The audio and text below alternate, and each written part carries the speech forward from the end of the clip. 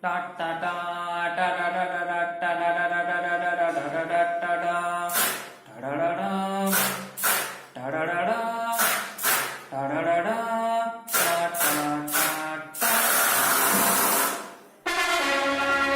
guys that brought you the coup that was not a coup, now comes the burial that is not a burial. Dead Force Production in collaboration with Propaganda Studios in collaboration with Mati Gari, featuring the Rumba Maestro.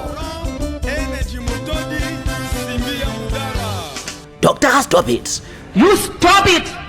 Comrade, actually we've changed our minds. Coming soon to a hero second near you. In God we trust.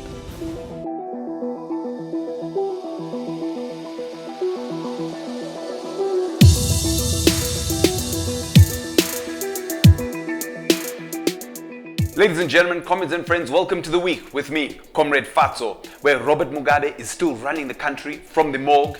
The government believes people are faking their own abductions, and the official minimum wage for domestic workers has been increased to a whopping 168 RTGS. But first, Bob, our longest serving dictator, I mean president, who may have passed away, but he's still dominating the headlines. It's been a circus with so many announcements and retractions. Our current president, who's supposed to be organizing mega deals with Russia, is failing to organize a family burial with a few chiefs. Apparently, Bob had been adamant that he didn't want to be buried at Heroes Acre. So last weekend, African heads of state were invited to a fake burial in a half-empty stadium with booing crowds because Mugabe's family have demanded that he be buried in a mausoleum. What is a mausoleum? No, it's not a museum. It's like a cottage, a grave. It's like a very expensive shed. The mausoleum is estimated to cost $1 million, which could have gone towards fixing, I don't know, maybe our hospitals, roads, our water situation. Good old Bob, eh?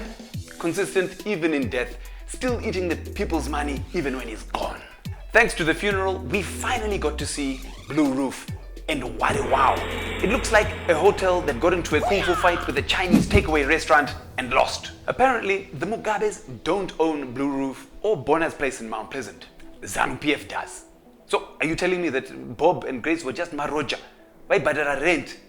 I mean, would ED rock up unannounced some days like a typical landlord, accompanied by SB Moyo to check out the water meter, with SB Moyo saying, "You've now taken your water usage to another level." The Zimbabwean government has been taking full advantage of this funeral drama that has distracted most of our media, but no, not us.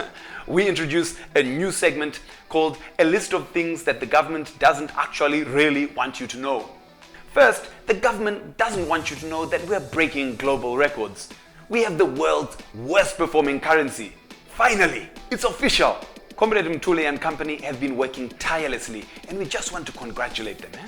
We're even beating crowd favorites Argentina, whose currency lost over 26% of its value over the last month. We are much more messy than Argentina though. The government also doesn't want you to know that it's increased the minimum wage for domestic workers to an unprecedented 160 RTGS for gardeners and 168 RTGS for housekeepers, which when you use the interbank rate is about $8. But when you use the real rate, it equals $0 United States.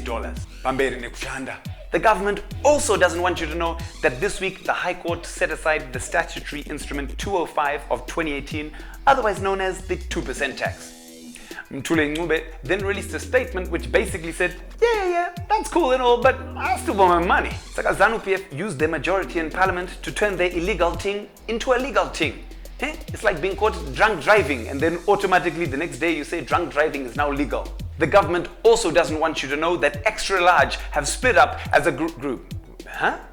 Our trolling of the week definitely has to go to ED after he trolled the MDC for their anniversary celebrations. ED tweeted, "Congratulations to MDC Zimbabwe on your 20th anniversary this week. Though we have our differences, this is what democracy is all about. I look forward to many more years of debate and dialogue. Makorokoto, Amhlope, wishing all the people of Zimbabwe a blessed Sunday." Yeah, just a few differences, you know? A stolen election here, a few abductions there. I mean, that's what democracy is all about, comrades. In a country with many shortages, one thing we don't have a shortage of, unfortunately, is abductions. The latest being of Zimbabwe Hospital Doctors Association acting president Peter Magamba. Magamba was abducted by masked and armed men from his home in Harare as doctors were preparing to strike for better pay. Now the Hurumend is saying, I'm not the one. SB Moyo is saying it's people who are trying to tarnish the image of the government ahead of important international meetings, with the government blaming some mystical third force. Dr. Peter was found this week and we await to hear his story. Thank you to our doctors for being brave and demanding his return. Thanks for joining us on The Week. Follow Magamba TV on social media. I've been Comrade Fatso. You have been the people. This has been The Week. Thank you and full sack!